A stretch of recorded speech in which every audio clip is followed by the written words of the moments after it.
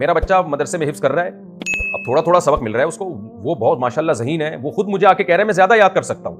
جب ٹیچر سے ہم نے بات کی ہے بھائی یہ تو زیادہ یاد کر سکتا ہے, تو ٹیچر نے کہا میں زیادہ سن نہیں سکتا, یہ یاد اگر زیادہ کر لے گا تو میں کیسے, میں نے اتنے سارے بچوں کو سنبھالنا ہے, میں ایک صفحے سے یا ایک رکوع سے زیادہ نہیں سن سکتا.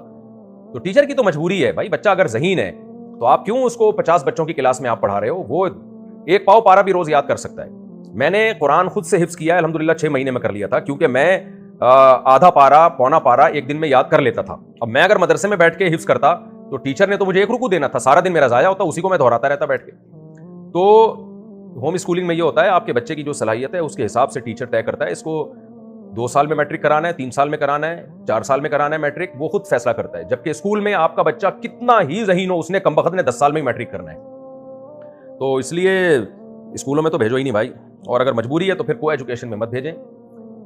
بچوں کے خراب ہونے کا بہت زیادہ خطرہ ہے, بچے ڈپریشن میں جاتے ہیں. یہ لڑکا لڑکی کی اٹریکشن یہ نیچرل ہے, یہ کوئی بیماری نہیں ہے, یہ نیچرل ہے. جب وہ جائے گا نا, اور 8-9 سال کے بچے میں آج کل ٹھڑک پیدا ہو چکی ہوتی ہے, وہ میڈیا اتنا فاسٹ ہو چکا ہے, وہ ٹھڑکی بننا شروع ہو چکا ہوتا ہے. ہم اس کو بچہ سمجھ رہے ہوتے ہیں, وہ بچے نہیں ہوتے, وہ بیچ کے کھا جائیں ماں باپ کو, اللہ معاف فرمائے. وہ جب بیچ کے کھانے کا تذکرہ کرتا ہوں تو وہ ارشاد بھٹی کا انٹرویو یاد آتا ہے, دوبارہ نا ارشاد بھٹی مجھ پہ مسلط ہو جائیں کہ آپ نے کہا بیچ کے کھا جائیں. خیر, تو بڑے خلاصہ یہ ہے کہ 9-10 سال کے بچے آج کل بڑے سمجھدار ہوتے ہیں, اتنے بیوقوف نہیں ہوتے جتنے ہم ان کو سمجھ رہے ہوتے ہیں. تو اس لیے بچوں کو بچاؤ کو ایجوکیشن سے, کوئی اسلامک اسکول جہاں کا ماحول اچھا ہو وہاں داخلہ کروائیں اس کا. اور اسلامک اسکول والوں کو بھی چاہیے کہ اسلام کو بھی فوکس کریں, پڑھائی کو بھی فوکس کریں. اسلامک اسکول والوں نے آدھی پنڈلیوں تک شلواروں والے ٹیچر تو رکھے ہوتے ہیں, اور داڑیاں اتنی بڑی بڑی, آتا واتا ان ٹیچروں کو کچھ نہیں ہے.